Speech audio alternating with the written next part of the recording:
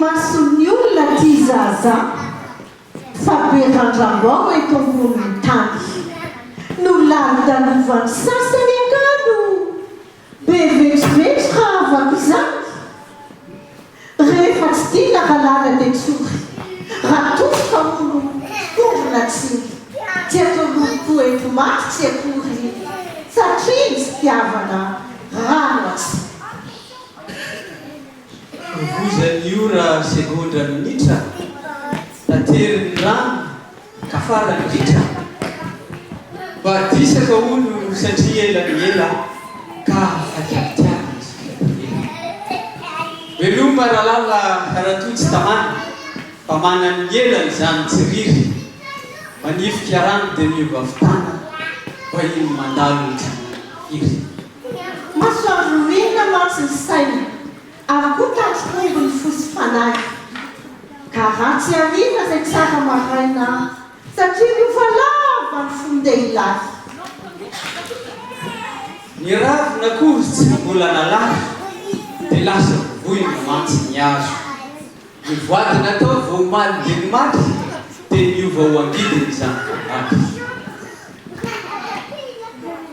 ny namana ataoko ifinosako maty ka vao ny sasaina dia rovotra ho azy fitiavana fotsy fa mainky anaty nataoko hitokina ka hay vazivazy horirika hoantsika nataoko apiky arefika nataoko tena indrisy sodoka mpitiavana ao kanilainya nangaina satria nanantelasa veloma vato nataoko iatefana fa haionaona randetika isa nataoko ho mpiavana koa tanàna kanefa kampana nanapony nataoko anorona kanjonandrava nataoko andava kanjonamony nataoko soky napidirina bava inandro dia posy fasikomo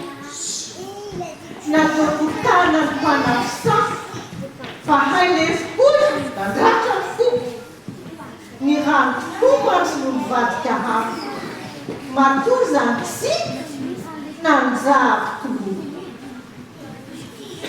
veloma tsy fidiny no ny rahalala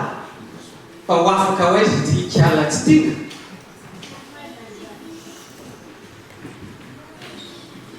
misaotra mivavaka le ikiala-dala fa miantso ny fasana paradimy ry fahafatesana mpamonjy irina